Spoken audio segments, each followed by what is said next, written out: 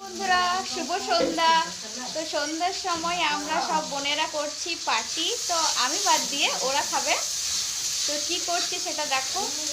সন্ধ্যার সময় কিছু খাবে সেজন্য নিয়ে এসছে দেখো ব্রেড, আর এইদিকে সবাই আছে, সব রান্নাতে ব্যস্ত, আর এইদিকে সব খাবার পার্টি।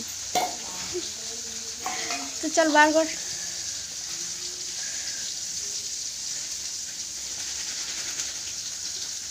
দেখতে পাচ্ছ কত গরম গরম এখনো ভাপ উঠছে, এত সুন্দর লাগবে খেতে, সাধারণ।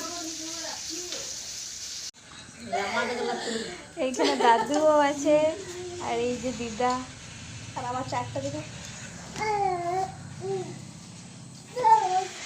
সবাই খাচ্ছে দেখে আমার ভালো লাগছে।